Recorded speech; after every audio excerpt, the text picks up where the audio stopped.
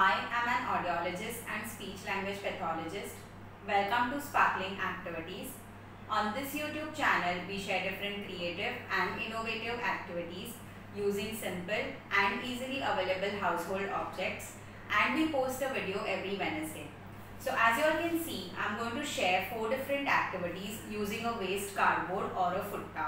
So instead of throwing that in the dustbin, you can transform your futta into a nice and interesting activity. So let's get started. So for our very first activity, what I require is any kind of a futta which can be foldable. So it has to be thin and not very thick. Now as you can see, what I have done is I have kept this futta in this manner, and along with that I am going to use some kind of a sequence or beads or buttons, whatever is available with you all. So what I am going to do is I am going to fold one edge of this futta. So over here I am just folding it with my fingers and I am putting a lot of pressure over here. So as you can see, I have just folded this edge of the futta. Now I am going to unfold it. Now when you unfold this particular region, you can see that there is this marking which is made over here.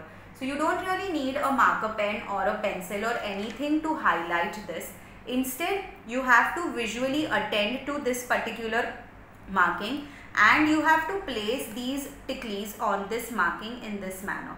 So your child, through his visual perception, is going to gauge where he has to put the ticklies.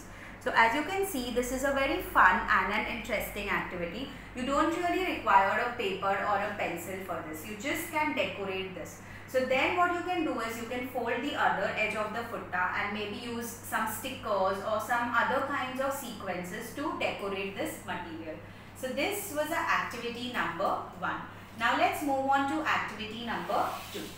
For activity number 2, I am again going to use some kind of a futta which is not very thick in terms of its density. Now as you can see, what I am going to do is I am going to hold this futta in this manner, which is the diamond shaped manner, so in a rhombus manner. So one edge comes here and the other edge goes down, and so does these two edges. So as you can see, I have already hanged one earring over here. So what I am going to do is I am going to punch this futta towards the edge. So this is the edge of the futta. Now since it's a square or a rectangle, any of these will have 4 edges. So if you change the shape, the number of edges will also change. So what I am going to do is, now since this is the earring that I have over here, I am going to take the other earrings, and what I am also going to require is a punch machine. So this is the earring. Now the matching earring of this is going to be hanged over here.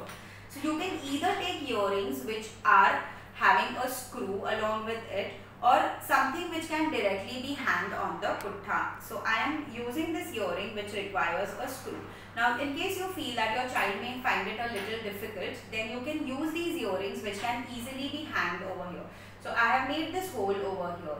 Now the opposite side of this is this one. So what you have to do is you have to get your child involved in making a hole over here on the futta towards the edge, and not towards the center portion but towards the edge. So suppose since which is not very thick, it will become an easier task. So something that can very easily be done, and I am sure we all hang our earrings in such manner to keep them a little more easily, that we can find them easily, and plus they stay safe as well. So this was activity number 2. Now let's move on to activity number 3. Now for activity number 3, what I require is a stick. So I am using this stick over here. You can also use a balun or a rolling pin, and along with that I require a futta which is a thicker based futta. So what I am going to do is, with one hand, with my left hand, I am going to hold the stick in this manner, where the broader end of the stick is going to face upwards. And I have to balance the futta over here. Now as you can see, I have not kept in the proper manner. So both the sides, as you can see, the equal portions are not there. Over here there is little portion, over here there is more portion. So obviously the futta is not going to be balanced over here. So through this activity, your child understands that there are going to be equal portions on the left and on the right side as well.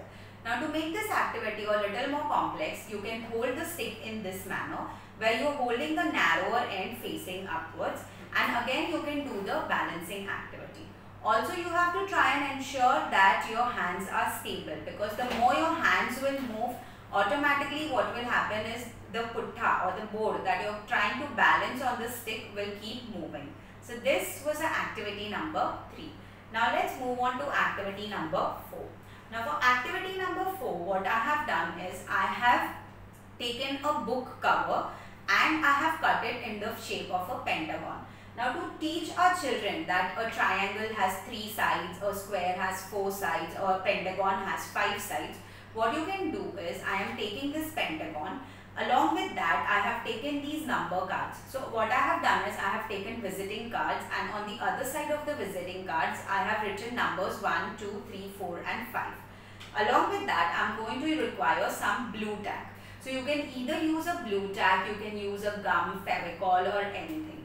So what you are going to do is, now since you want to teach your child that a pentagon has 5 sides, you are going to take number 1. Then on the other side of the visiting card, you are going to just paste this blue tack in this manner.